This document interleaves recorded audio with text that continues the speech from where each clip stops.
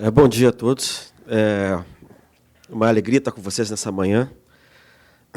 Finzinho de manhã, né? Queria agradecer o convite que me foi feito para vir aqui a essa mesa pelo Dr. Rodrigo Valadão, saudar a Procuradoria-Geral do Estado na pessoa do Dr. Sérgio Neves, né, os meus colegas de mesa, a Embaixada Alemã, aqui representada pelo Dr. Michael Westland, e os meus colegas de exposição, o professor Matias Iestedt e o professor Ingo Sarlet, que eu conheço desde a graduação como bibliografia. Agora estou vendo a bibliografia andando aqui, né, diante de mim, que para mim também é uma alegria. Eu tinha preparado uma exposição, e agora eu lamento, na verdade, que eu gostaria de ter feito uma outra exposição, preparado uma outra exposição, um pouco na esteira do professor Ingo Sarlet, que era, na verdade, falando da recepção da Constituição de Weimar no Brasil na década de 20 e 30. Eu estava sussurrando aqui com o Dr. Rodrigo, como tem coisas interessantes a perceber nisso. Eu estava comentando com ele que, em 1914, um ex-ministro do Supremo Tribunal Federal, na época, o Alberto Torres, já tinha sugerido a criação de um conselho nacional que previa, entre suas atribuições, o controle concentrado de constitucionalidade. Depois da guerra com a Constituição de Weimar, você tem as principais influências da Constituição de 34, são exatamente a Constituição de Weimar, e, do ponto de vista interno, digamos assim, é a obra do Alberto Torres, né? E eu parto um pouco da hipótese de que a Constituição de 34, a partir da crítica do constitucionalismo anterior, ela dá a base, ela dá um modelo geral, na verdade, do qual o constitucionalismo brasileiro não vai sair em vários aspectos, né? A gente vê muita semelhança com a Constituição de 46, de 34, 67, como já foi referido aqui pelo professor Ingo. Eu me lembro até de um livro tão importante, era uma espécie. Cada constituinte tem um manual que atualiza os constituintes sobre teoria constitucional. Da época era de um autor do leste europeu chamado Mirkini Guetsevich, né, que escreveu Le Nouvelle Tendance de Droit Constitutionnel, qualquer coisa. E todo mundo está valendo isso em 1930. Eu acho que foi por aí que veio essa influência, né, da Constituição de Weimar, né? Bom, mas infelizmente eu não preparei esta fala, bem que eu gostaria. Mas ficou na cabeça, eu tenho pensado nisso. E eu, na verdade, o meu tema é uma espécie de tentativa de história constitucional contemporânea da Constituição de 1988. Né? É uma abordagem um pouco heteróclita do ponto de vista mais tradicional. Eu fui formado em Direito, fiz mestrado em Direito, trabalhei 10 anos como assessor de desembargador, mas fiz doutorado em Ciência Política e sempre gostei muito de História. Então, na verdade, eu passei a misturar um pouco todos esses registros, de maneira que, digamos assim, eu sou membro do Instituto Brasileiro de História do Direito, né, e acaba sendo, meus exercícios de História Constitucional acabam sendo, não tanto da Constituição como documento...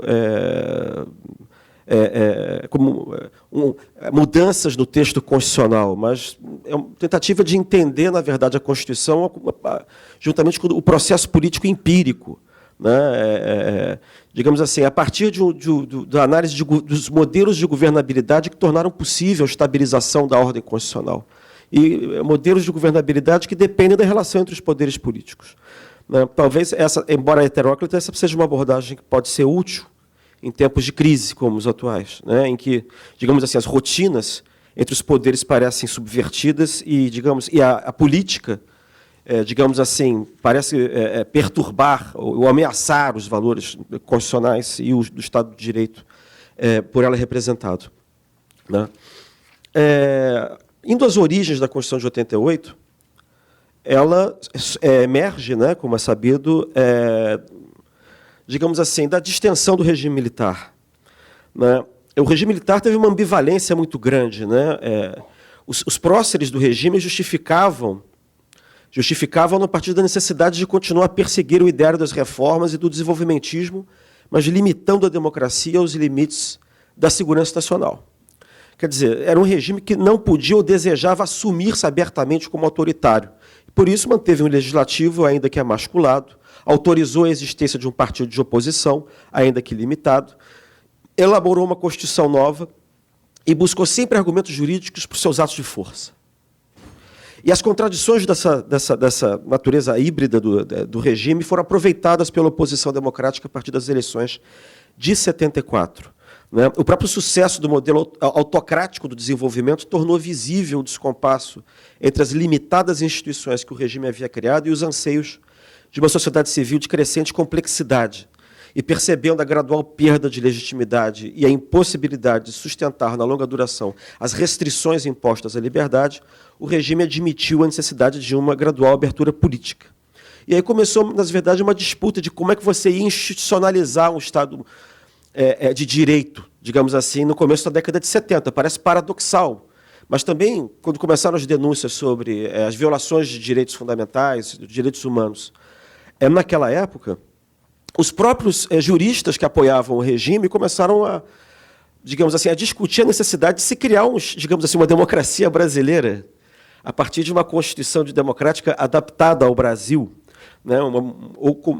Um deles, que foi o professor Manuel Gonçalves Ferreira Filho, escreveu um livro chamado A Democracia Possível, mas o professor Miguel Reale também se dedicou a imaginar a possibilidade de uma Constituição que consagrasse uma espécie de Estado de Direito democrático à brasileira, né? Enfim, que suprimisse os atos institucionais e criasse, pelo menos, uma aparência de constitucionalismo. Né? Mas a diferença é que eles defendiam que a iniciativa tinha que ser do governo militar e que passava por uma emenda abrangente da Constituição. E rejeitavam a ideia de uma constituinte como uma demonstração, né, invocavam a expressão famosa de Oliveira Viana, né, que a ideia de uma constituinte seria uma demonstração do idealismo utópico, de um liberalismo que nunca reconhecera a natureza da cultura brasileira e as prioridades do desenvolvimento sobre a ordem. Agora, a tentativa do regime de neutralizar a vitória do MDB por meio do pacote de abril tornou a convocação da Constituinte uma prioridade da oposição. E foi por essa época que, e eu fico muito feliz de invocar o nome dele nessa casa, que o jurista e historiador Raimundo Fauro, presidente da Ordem dos Advogados do Brasil, publicou seu famoso texto, né, a Assembleia Constituinte, a legitimidade recuperada, na verdade, que é uma réplica, é uma contestação, na verdade, aos argumentos de juristas como Miguel Reale e o Manuel Gonçalves Ferreira Filho, né, em que ele combatia a proposta conservadora de se reformar a ordem por emenda à Constituição. O Fauro entendia que só uma Constituinte soberana podia romper com o passado nacional marcado, desde a colonização, pela negatividade, obediente a uma tradição autoritária e patrimonialista ibérica, e que apenas o protagonismo da soberania popular evitaria que aquela nefasta herança se perpetuasse através de transformismos conciliatórios. Como tudo que acontece entre nós, né, o caminho que acabou sendo trilhado foi um caminho intermediário. Né? A parte majoritária da aliança, né, dessa aliança democrática, né, ela estava mais favorecendo uma solução intermediária. O antigo líder do PSD, o Tancredo Neves, declarou: "Não vemos no Brasil como transformar a ordem existente brutalmente de um golpe só para, em seu lugar, impor revolucionariamente a ordem nova. O reformismo lúcido, enérgico, clarividente se nos afigura o método ideal para alcançarmos as metas de uma sociedade pluralista." E, do ponto de vista do constitucionalismo, é bom lembrar a posição, né, daquele que foi o grande constitucionalista da década de 50, 60, 70, liberal, pelo menos no Brasil, que foi Afonso Arinos de Melo Franco, né, cujo constitucionalismo moderado se opunha ao constitucionalismo liberal radical do Fauro. Né. E, quando começou os trabalhos, a comissão encarregada de elaborar o anteprojeto, né, Afonso Arinos, recebeu críticas pelo suposto conservadorismo de seus membros. E isso é uma coisa engraçada, porque, conforme o anteprojeto foi andando, os radicais foram deixando as críticas de lado. Tratava-se, das palavras do principal constitucionalista do grupo, que era o José Afonso da Silva, de um estudo sério e progressista. E aí foi a vez da direita, dentro da comissão, acusar os trabalhos da Constituinte, né, como fez, na época, o secretário, que era o Ney Prado. O texto do nosso anteprojeto, na sua abrangência, revela sua face casuística, preconceituosa, utópica, socializante, xenófoba e, em muitos casos, perigosamente demagógica. Em O Anteprojeto dos Notáveis, Ferreira Filho terminaria pouco depois de fulminar o anteprojeto, devido ao seu caráter programático, seu detalhismo, seu verbalismo, sua demagogia, seu bom mocismo, ipsis literis, suas promessas impossíveis, sua falta de originalidade. Então, eu quero dizer que a Constituição é um objeto de disputa política. Tá? Ela não é alguma coisa que está assim, cristalizada, na verdade, é que ela depende de um certo prestígio que é dado no entorno dela, não só pelos juristas, mas também por políticos, né? E o receio de uma Constituição conservadora, uma Constituição conservadora não se confirmou, né? E, para tanto, concorreram diversos fatores. A mobilização cívica pelas diretas já, a influência do constitucionalismo democrático europeu do pós-guerra, a mobilização da sociedade em busca de direitos e garantias e a baixíssima popularidade do governo da época, que era o governo Sarney. O clima progressista da época retratava o passado nacional em chave negativa e pretendia refundar do zero a República.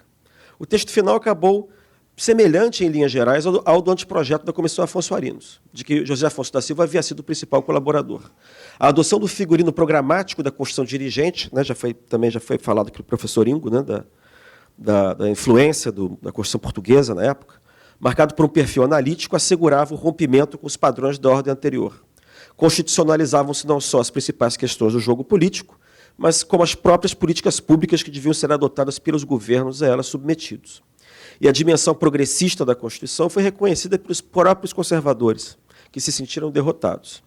Um sintoma dessa percepção foi a obra coletiva organizada por Paulo Mercadante, cujo título dava a dimensão da crítica, O Avanço do Retrocesso, é o nome do livro, sobre a Constituição de 88, que foi publicado em 1990. A coletânea questionava o suposto anacronismo da nova Constituição, que consagrava um programa socializante sabidamente superado pelos acontecimentos históricos. Entre seus autores estavam José Guilherme Melchior, Miguel Reale, Antônio Paim, Vicente Barreto. E a tônica libertária da crítica aparecia com força no artigo de Roberto Campos, que também consta lá. E, aliás, acabou de ser publicado um livro, que são os artigos do Roberto Campos durante a Constituinte, né? E é muito impressionante, porque, digamos assim, a crítica neoliberal à Constituição de 88 sempre existiu. E os termos da crítica que hoje são enormes à Constituição nesse aspecto são os mesmos da época, de 30 anos atrás. Tá? Mas, enfim, era uma cena completamente diferente, do ponto de vista ideológico daquele tempo. A Constituição atravessou, é verdade, seus primeiros anos sob o signo da desilusão. Contribuíram para isso a queda do Muro de Berlim, o desaparecimento da União Soviética, a crise dos estados de bem-estar social e o prestígio do neoliberalismo na Inglaterra e nos Estados Unidos, a recusa inicial do judiciário em assumir seus novos papéis constitucionais, o fracasso dos governos Sarney e Collor no combate à crise econômica e à inflação. Os conservadores apostaram tanto na revisão constitucional de 1993, para poder reverter esse quadro, que constitucionalistas como Paulo Bonavides e Marcelo Cerqueira vieram a público alertar sobre os riscos do retrocesso nela embutido. Aqui eu acho que é um ponto engraçado, porque como é que eles alertaram? É daí que datam os únicos 2 grandes livros de história constitucional que foram produzidos nos últimos 30 anos, de história constitucional brasileira. Foram 2 livros de história constitucional que foram escritos, na verdade, para dizer que como a nossa história constitucional era negativa, como ela era ruim, como ela era má, marcada pelo autoritarismo, e que era preciso evitar de qualquer maneira que o risco de que, digamos assim, o Baby, a Constituição de 88, que prometia reverter esse quadro, pudesse ser mutilada naquela revisão, né? Mas o fato é que a revisão acabou pífia, né? Retocou a carta em pontos secundários. E mais atenção mereceu a campanha em torno do plebiscito sobre o regime e o sistema de governo, né? Eu faço uma discussão aqui, na verdade, sobre o plebiscito, mas, né, o plebiscito, no final, acabou sendo vencido pelos presidencialistas e pelos republicanos. Tá? O que acontece? Por volta de 94, a gente tem um período de consolidação da Constituição, de aprendizado constitucional, ou, para usar, enfim, uma expressão Rui Barbosa, de pedagogia constitucional. A impressão que você dá é que a Constituição começa a engrenar, na verdade, em 94, por volta de 94. Por quê? Porque você começa a ter que se criar uma rotina político-partidária do regime. Tá? Você tem a criação de um governo, de uma espécie de um sistema bipartidário, né, marcado pela oposição entre PT e PSDB, que passam, na verdade, dentro dos limites do regime, a polarizarem, mas polarizarem dentro dos limites, digamos assim, da Constituição. Né? Você tem uma espécie de reformismo liberal por parte do PSDB, mas você tem uma resistência por parte do Partido dos Trabalhadores. Né? Mas tudo isso não é contra a Constituição, isso tudo é dentro da Constituição, de alguma maneira, dentro de um consenso constitucional. Né? Então você tem essa estabilização, digamos, partidária, no período. E você tem, nessa época, também a constituição disso que eu comentei no começo da minha fala, do que eu chamei de um modelo de governabilidade. Tá? O que é um governo de modelo de governabilidade? As constituições elas não ficam em pé sozinhas, elas carecem de interpretação. E a interpretação, do ponto de vista histórico, não é só aquela que lhe dá ao Poder Judiciário, até porque o fenômeno da jurisdição constitucional não é assim tão longevo na história do constitucionalismo. Você precisa de uma espécie de acordo entre os poderes políticos, né, historicamente, sobretudo entre o executivo e o legislativo. Aí o fato do judiciário ter estado ausente até recentemente, enfim, vai explicar um pouco o que eu vou falar daqui a pouco.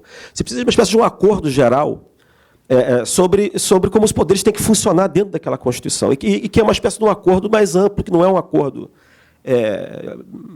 que passa por uma exegese simplesmente das normas jurídicas. Tá? E é esse modelo de governabilidade que faz com que o regime, que a Constituição entre na sua rotina.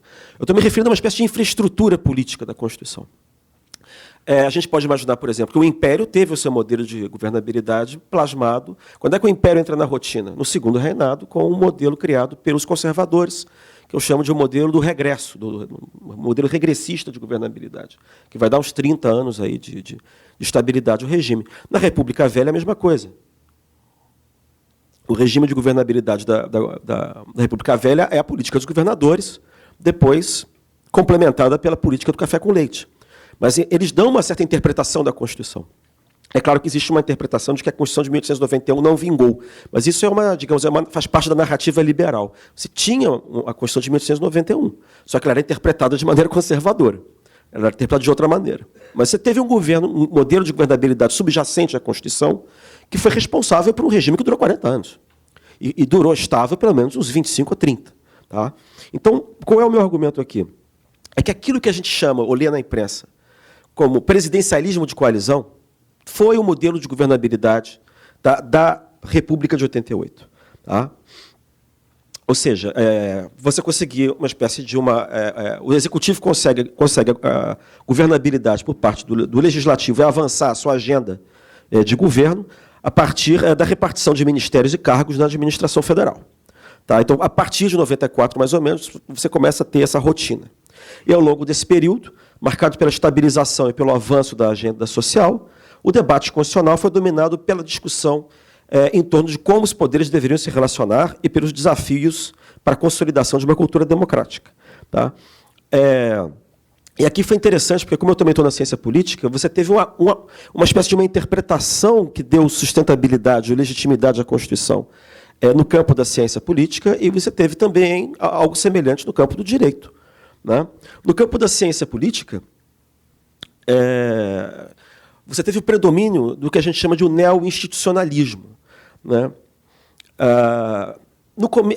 Quando a Constituição ainda estava na sua fase meio de contestação, digamos, até 94, muitas análises da ciência política sobre o nosso sistema político, consagrado na Constituição, retratavam-no de forma muito negativa. Tá? Diziam que a Constituição de 88 tinha repetido os erros da Constituição de 46. Né? E, sobretudo, brasilianistas, como Scott Mainwaring e Beryl Ames, achavam que a combinação de presidencialismo, voto proporcional, lista aberta e federalismo era uma fórmula explosiva, que ia produzir uma ordem instável e personalista. Tá? E o incentivo à fragmentação dos partidos ideologicamente vazios e paroquiais impediria a governabilidade. E que essa interpretação crítica das escolhas institucionais dos constituintes foi desafiada por alguns cientistas políticos, como Argelina Figueiredo, Fernando Limonge, Fabiano Santos, para quem as regras do funcionamento do Congresso Nacional, o poder de agenda da Presidência da República e as prerrogativas dos líderes partidários garantiriam a governabilidade. As maiorias parlamentares indispensáveis à estabilidade decorreriam, cito, do grau de colaboração do Congresso e a sua disposição em cooperar para a aprovação da agenda do governo e do manejo adequado dos poderes legislativos presidenciais. Ou seja, eles contestaram a comparação com 46. Ele diz, na verdade, que em 46 o Constituinte havia optado por um executivo fraco e que o poder executivo criado em 88 passara a deter o que se chama de poder de agenda sobre o Congresso. E aí é uma certa ironia, porque esse é um poder de agenda que foi criado na Constituição de 67, sobretudo. Tá? Então, o que acontece? Que, em momentos de fortes ataques à Constituição, nos seus primeiros anos, a perspectiva neo-institucionalista desses autores, cientistas políticos brasileiros, favorecia a aposta na Carta Constitucional enquanto documento capaz de superar os entraves da sociedade. E, no campo do direito, com o intuito de legitimar o papel do Poder Judiciário, ganharam destaque novas doutrinas constitucionais, de caráter pós-positivista. Aqui eu vou chover no molhado, né? Os juristas progressistas se opunham ao regime militar, criticando o positivismo jurídico por via do marxismo e da apologia de formas supostamente espontâneas de regulação da vida social. Essa crítica não foi capaz, porém, de proporcionar alternativas ao positivismo. O caminho efetivo foi sendo criado ao longo da década de 80 por juristas como Paulo Bonavides, José Afonso da Silva, que buscaram revitalizar o direito constitucional, recorrendo ao novo constitucionalismo desenvolvido na Europa depois da Segunda Guerra Mundial, como estamos vendo aqui. Extraído da experiência italiana, portuguesa e espanhola, a nova doutrina, que tinha a obra de Canotilho como referência central, recomendava constituições dirigentes capazes de constranger governantes e legisladores a seguirem diretrizes progressistas. Ao mesmo tempo, elas se orientavam conforme uma hermenêutica que reconhecia o caráter relativamente indeterminado da norma e atribuía ao juiz papel de relevo na efetividade das regras e princípios constitucionais. Ao longo da década de 90, aquela orientação inicial sofreu a inflexão decorrente do desaparecimento do socialismo real e da recepção do pós-positivismo alemão, por meio de autores como Konrad Hesse, Peter Eberle, Friedrich Miller, e, por fim, do impacto das teorias da justiça norte-americanas, formuladas por liberals, como Dworkin e Rawls. E que essa nova configuração eu chamo de neoconstitucionalista, mas neoconstitucionalista é um planeta, né? Vamos nos referir a um determinado tipo de neoconstitucionalismo. Encontrou uma expressão muito forte entre nós. Tá? Eu costumo exemplificar, para pegar só um único autor, né, no professor Luiz Roberto Barroso, né, para continuar nessa casa. Contra o que ele julgava ser uma história de permanente inefetividade constitucional, marcada por falsas promessas de liberalismo feita por elites insinceras, Barroso apostou em um projeto de revitalização da disciplina por intermédio da jurisdição constitucional. A doutrina da efetividade da Constituição passou a tratar princípios constitucionais como regras e, devido aos seus enunciados relativamente vagos, autorizaria o juiz a interpretá-los com alguma discricionariedade em certos casos, a fim de concretizá-los conforme valores políticos, éticos e comunitários. O advento da Ordem de 88 foi visto como um marco decisivo. Desde então, o direito constitucional teria passado a ser levado a sério, passando os juristas a se preocuparem com a efetividade dos seus preceitos. É verdade que a doutrina, neste autor, pelo menos especificamente, não se constrói como um elogio irrestrito à Constituição de 88, partindo de interpretações anti-iberistas do Brasil, elaborada por autores como Raimundo Fauro, Sérgio Buarque e Roberto da Mata. O Barroso identifica no patrimonialismo, no estatismo, na falta de ética, na impunidade dos ricos e na desigualdade perante a lei as causas do retardo civilizacional brasileiro. Assim, a despeito de seu caráter democrático e garantidor de direitos, a Constituição albergaria dispositivos que prejudicavam a construção de uma sociedade mais livre, justa e igualitária, em contrariedade com seus próprios princípios. Na sua visão, caberia à comunidade jurídica empregar os princípios liberais do progressismo norte-americano para superar parte dos problemas da Constituição. Tá? Então, houve uma certa aposta nesse período. É interessante, em termos de datação. Eu lembro que, em 2002, foi a primeira vez que eu vi o nome de um ministro do Supremo Tribunal Federal na primeira página do jornal o Globo.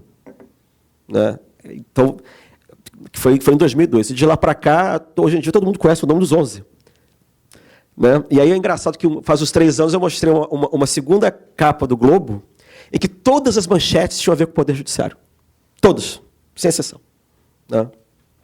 Então, foi uma grande transformação. E hoje a gente conhece os 11, né? Quando a gente fala os 11, a gente até esquece da seleção brasileira. A gente já acha que são os 11 ministros do Supremo Tribunal. Então, a aposta em uma judicialização da política norteada por juízes esclarecidos e acionado por promotores e advogados civicamente mobilizados, como fórmula de fortalecimento da democracia, foi endossada por parte significativa dos sociólogos do direito na virada do século.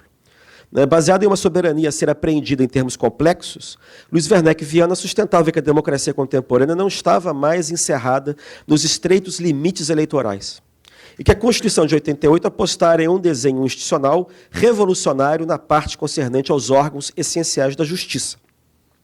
Da mesma forma, a centralidade adquirida pelo Judiciário em geral e pelo Supremo Tribunal em especial era saudada como positiva e saudável. Ela representava o primado da vontade do poder constituinte sobre as limitações intrínsecas do legislativo, de resto, em processo de esvaziamento no mundo inteiro. Nessa chave, haveria uma relação de complementaridade entre os dois tipos de representação, o eleitoral, legislativo e executivo, e o funcional, exercido pelo Judiciário e pelo Ministério Público.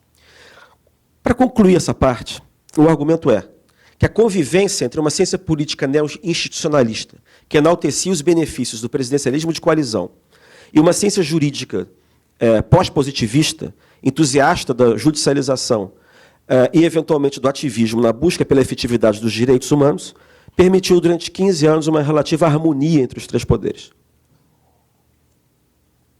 Foi um círculo virtuoso que favoreceu o avanço da agenda brasileira, sobretudo em matéria de direitos sociais e das minorias. Mas, como tudo que começa um dia, enfim, termina ou encontra crise, né, em 2013 esse cenário começou a mudar. Na verdade, ele não muda em 2013, ele começa a mudar um pouquinho antes, e, digamos assim, a coisa explode em 2013. Né? O que acontece? Né? Que começa a provocar uma espécie de crise constitucional que nós estamos vivenciando já nos últimos anos. Né? A certa altura, os pratos da balança começaram a desequilibrar. De um lado, o presidencialismo de coalizão começou a ser questionado, e com ele o grosso da classe política identificada com o Congresso Nacional. Em decorrência, a legitimidade do modelo que sustentava as relações entre executivo e legislativo começou a erodir. Entre as causas, podem ser mencionadas a percepção cada vez mais difusa de que o fisiologismo se tornara moeda de troca para angariar maiorias, e que a crescente fragmentação partidária não tinha diversidade ideológica que a justificasse, levantando suspeitas sobre as chamadas siglas de aluguel.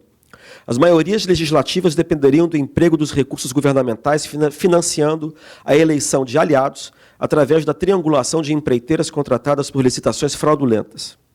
Embora reconhecida por todos, a necessidade de uma reforma política capaz de coibir a degradação do sistema não encontrou verdadeiros interessados. Fosse porque o estado de dispersão do poder e de fragilização eleitoral favorecia a construção de maiorias pelo governo federal, né? Era uma situação em que era mais ou menos fácil você constituir maiorias, tá? Fosse porque os congressistas já haviam se acomodado àquele estado de coisas. Assim, durante as celebrações dos 20 anos da Constituição, em 2008, enquanto a ascensão política dos juízes e dos promotores era saudada pela literatura e pelo público, o cientista político Bruno Vanderlei Reis chamava a atenção para o fato de que o poder legislativo, cito, corria o sério risco de ser considerado o patinho feio da efeméride. Aí eu cito, receio que nos últimos tempos a banalização da ideia de que os políticos são um amontoado de bandidos tenha chegado a um ponto que arrisca comprometer gravemente a autoridade do sistema. Se nos habituarmos à rotinização de práticas pouco justificáveis perante a opinião pública, então tenderá a disseminar-se no público a opinião de que o modus operandi do sistema político é vil, e com tanto mais força quanto mais a estabilidade do sistema vier a depender em alguma medida dessas práticas. Por outro lado, com a ascensão do pós-positivismo, a judicialização da política e o judiciarismo começaram a ser vistos como soluções ou compensações para a perda de centralidade do poder legislativo. Era o que sugeria o cientista político Renato Lessa, quando reconhecia a positividade da, cito, preeminência do judiciário e do direito constitucional como dimensões nas quais estão fixados os objetivos e os valores substantivos da sociedade brasileira. E concluía, com executivos fortemente personalizados e tribunais políticos mais apartidários, a vida dos partidos e da representação parece seguir o caminho da coadjuvância, senão o da irrelevância progressiva. Então, eu estou querendo dizer que existia um consenso em torno da centralidade do judiciário como uma espécie de substituto, né, de um legislativo que perdia credibilidade. Tá? E esse diagnóstico, digamos assim, pró-judiciarista, né, aí depois eu posso explicar o que eu estou chamando de judiciarismo aqui. O judiciarismo é uma coisa antiga, né, no constitucionalismo brasileiro, quer dizer, a crença de que cabe ao Poder Judiciário garantir a Constituição e, através da Constituição, valores republicanos, democráticos e liberais. Né? O judiciarismo não é uma invenção de agora, isso é uma invenção de Rui Barbosa. Tá? Eu digo que é uma espécie de vertente jurídica do liberalismo político brasileiro, tá? Enfim, mas que não pegou, só foi pegar, né, enfim, na década de 90. Tá? Então, foi esse diagnóstico, na verdade, que instava, aí eu cito novamente o professor Barroso, a sublinhar a necessidade de empregar o judiciário para ocupar esses vazios. Tá? O Poder Legislativo passa, eu cito já um texto dele de 2012, por uma crise de funcionalidade e de representatividade. Nesse vácuo de poder, fruto da dificuldade do Congresso Nacional formar maiorias consistentes e legislar, a Suprema Corte tem produzido decisões que podem ser reputadas ativistas. E a necessidade de colocar o país no caminho da civilização exigia emancipar o mercado da sociedade civil do estatismo, acabar com a impunidade dos ricos e dos políticos, reduzir as desigualdades raciais, sociais e de gênero, introduzir o semipresidencialismo, o voto distrital misto e acabar com as coligações nas eleições proporcionais. E aí, é nesse momento, né, que o professor Barroso enuncia a frase famosa, né, de que as Supremas Cortes Constitucionais devem desempenhar um papel de uma vanguarda iluminista, né, cito, encarregada de empurrar a história quando ela emperra, e, embora seja uma competência perigosa, trata-se, às vezes, de um papel imprescindível. E é interessante também notar uma outra coincidência cronológica, que foi em 2013, no virado de 2013 para 2014, que a Operação Lava Jato começou. Quer dizer, ela começa já no vácuo de credibilidade do Poder Legislativo. Tá? Pode não parecer, mas, na verdade, a minha fala aqui ela é muito mais descritiva do que vocês podem imaginar. É porque eu já tenho uns outros textos em que eu falo disso, e isso é apropriado à direita e à esquerda, enfim, é cômico. Tá? Mas o enunciado aqui é mais descritivo mesmo, não tem uma espécie de crítica subjacente a ninguém. Tá? Então, o que acontece? E aí, então, terminou o ciclo virtuoso de convivência entre o neo-institucionalismo e o neo-constitucionalismo. O colapso do presidencialismo de coalizão acarretou, ipso facto, a ocupação do vazio pelo ativismo judiciário. É bom lembrar que aconteceu o seguinte: você tinha um vazio de legislativo. E, com o processo de impeachment, você teve o vácuo aumentou porque você teve o colapso da autoridade do poder executivo. Então, criou-se realmente um vazio. Tá? E esse vazio foi ocupado pelo judiciarismo, né, que deu origem ao que eu chamo de revolução judiciarista, né, que foi pilotada pelo então Procurador-Geral da República, Rodrigo Janot, e apoiada pela maioria dos ministros do Supremo Tribunal à época. Tá? Uma espécie de revolução judiciarista investida do dever cívico de liquidar o carcomido establishment político da nova República.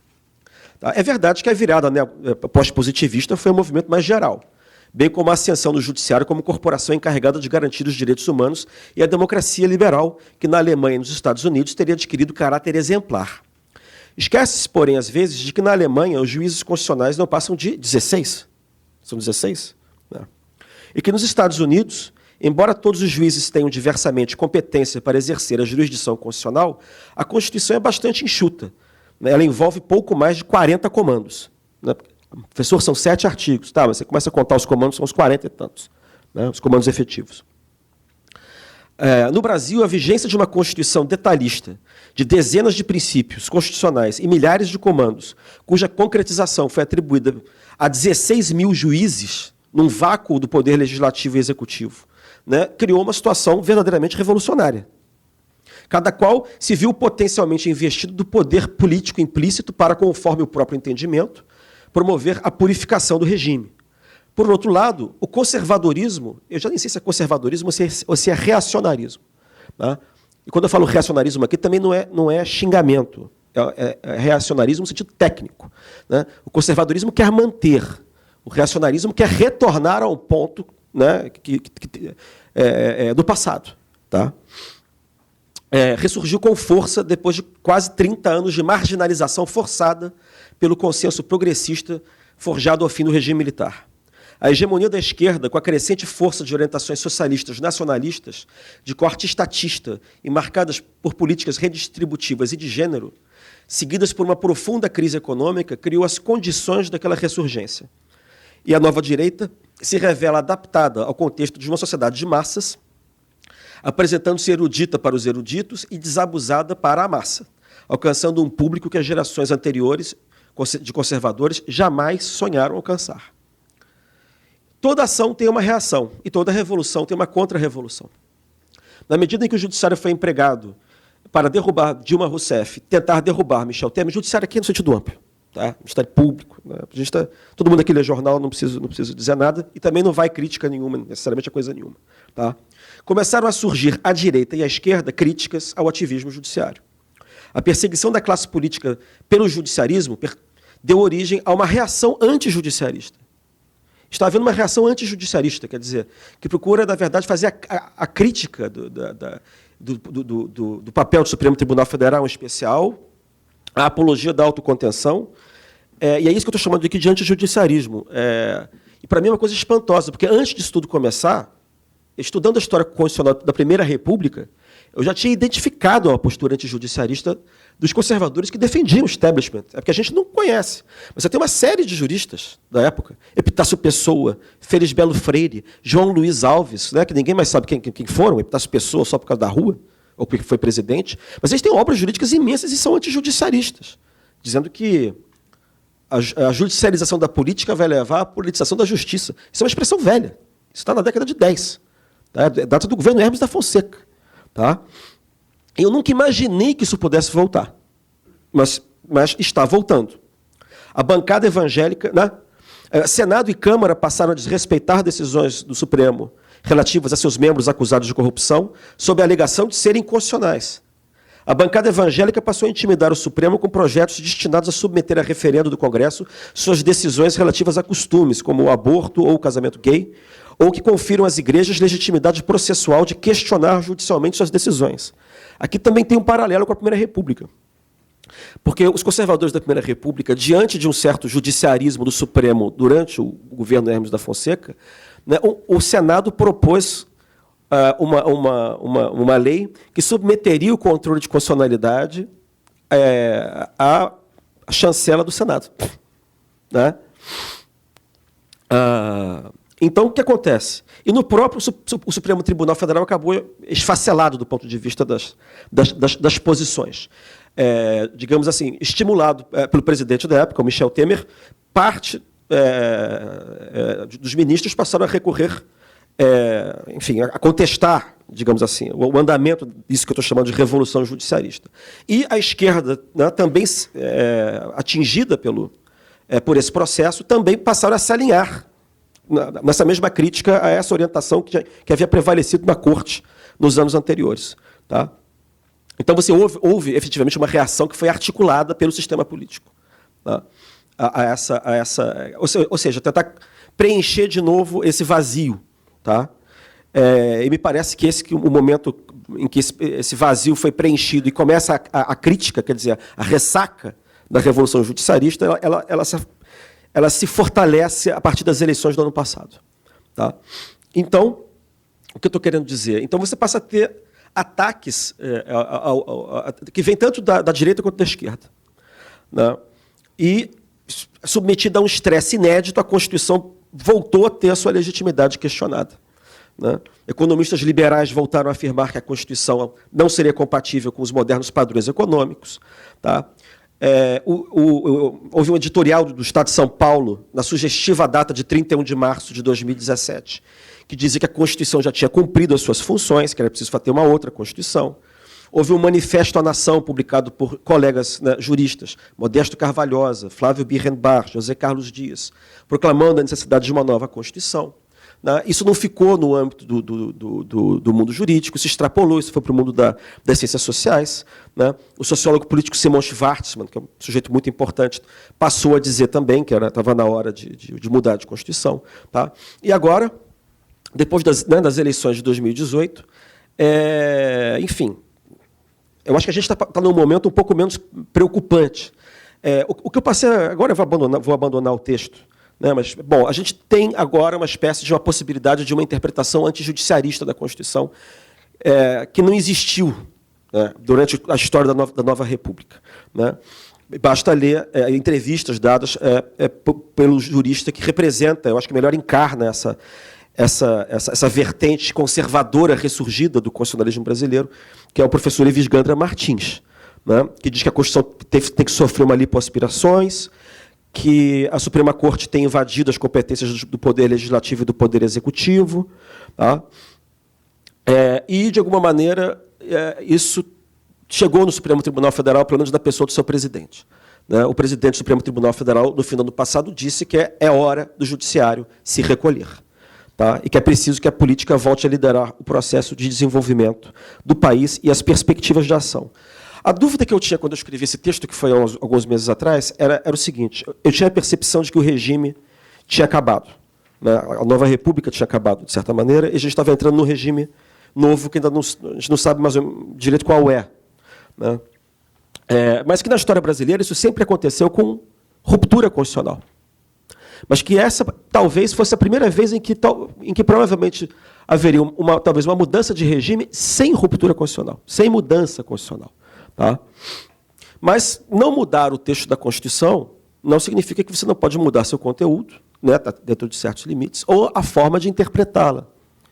Então, eu queria concluir chamando a atenção para a ascensão desse...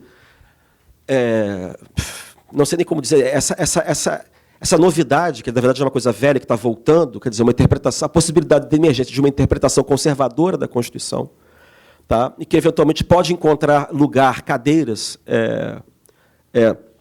no processo de renovação do Supremo Tribunal Federal. Tá? E nem estou pensando nessa pessoa que vem sendo falada todos os dias aqui, estou pensando em outra, né? Porque, afinal, são 2 cadeiras que vão ser preenchidas. Mas, enfim, você criar um modelo de interpretação que não é esse, na verdade, que vigorou, progressista, que vigorou nos últimos 30 anos. Tá?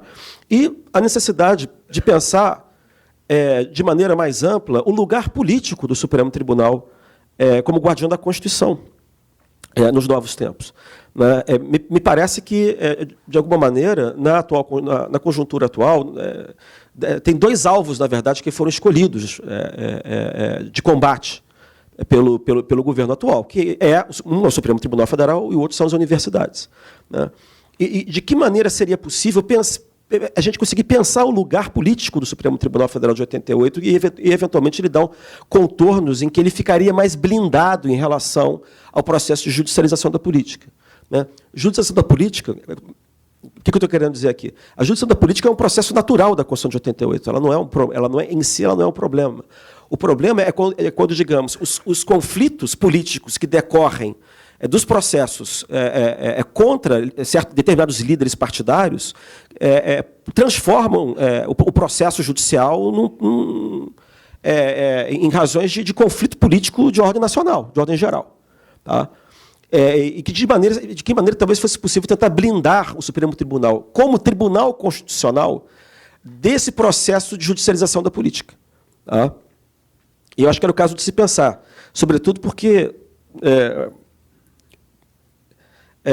o desenho que a gente chama de eclético do Supremo Tribunal na Constituição de 88 deixa a gente um pouco desprovido de teoria para interpretar o lugar político dele. Né? Porque na teoria de separação de poderes original não existe jurisdição constitucional, né? Em Montesquieu. Você vai ter, sei lá, talvez com o Hamilton, que vai inventar lá que a jurisdição constitucional é uma forma de freios e contrapesos. Tá? E nessa chave o judiciário é órgão de cúpula. Tá? E você tem a teoria europeia, para o qual o Tribunal Constitucional é um 4º poder, que não é órgão de cúpula. Tá?